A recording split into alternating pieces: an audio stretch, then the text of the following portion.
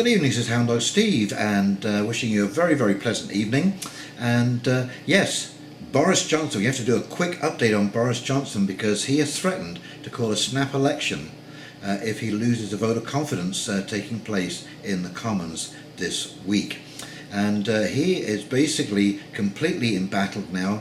He has a group of Remainers within his own party, and he's had to threaten all of his party members that if they don't vote along party lines, not only will he eject them, but he will remove their nomination to run in that election.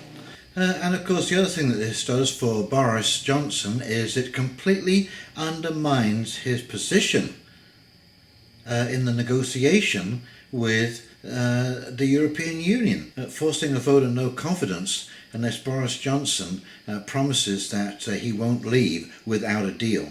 And that was the problem with Theresa May's negotiating position, was that she gave up all her negotiating positions. The one thing that you have is the option to leave and walk away from that table.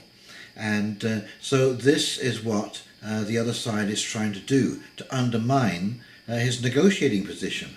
This is unconscionable. It's just unconscionable. So this is a very interesting situation, and of course Nigel Farage is just chomping at the bit, and the Brexit Party could be a real upsetter in all of this, and you may see a lot of Conservatives actually jumping ship and joining the Brexit Party. I think Jeremy Corbyn will be an absolute non-starter in this. He's just waffled all the way along. For years and years and years he was opposed to any kind of European Union, and now when Brexit comes along, he's opposed to Brexit.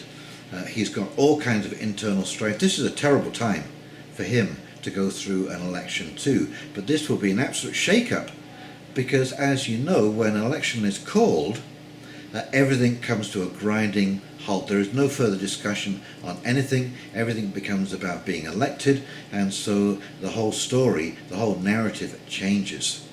But again, as I said in my previous video, the thing that I find absolutely fascinating about this is that, you know, there was a vote. Would you like to leave Europe? The answer was yes. And even if it only was a couple of million voters who voted over the Remainers, it doesn't matter. The agreed outcome would be binding. And I'm sure that if the Remainers won the vote, they would be holding everybody, even if it was only 2 million people, as they keep saying, they would be holding everybody to the result of that vote, because that was the agreed upon deal. And so what Boris Johnson is actually doing is he is holding up democracy. He is the one who is holding up the democratic answer to a referendum, a binding referendum. And so for any other politician to be calling him undemocratic has basically got a screw loose. They should maybe go read what that actually means to be democratic and what it means by binding referendum. And you know, if you didn't want to have 2 million people sway the vote, then you should have put that in there. You should have said a minimum of 55%, because it's such an important question. We can't have a narrow majority. We have to have a good, at least a substantial majority people vote in that referendum. But they didn't do that. And of course, as I say, if the Remainers had won, everybody would be satisfied. None of this would be going on. There would be no discussion, there would be no second vote, there would be no stepping back. And once again, I asked you, ladies and gentlemen, if you want to get into bed, or enter into any kind of negotiation with a person or a group of people who refuse to accept the outcome, when everyone agreed that the outcome would be accepted, do you really want to negotiate with those kind of people?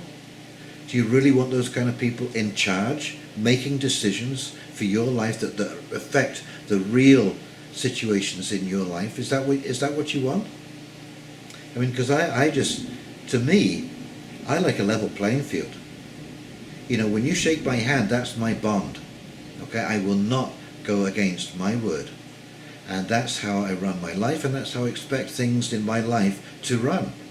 And so when I see people who you can't shake a hand with, and have an agreement, then you just don't hang around with those people and you don't vote for them, because that's how they're going to deal with you at the end of the day. You know, don't believe the words they say. The words are misleading. Look at the actions. Look at how they're dealing with people, because one day that is how they will deal with you. So anyways, I support Boris Johnson.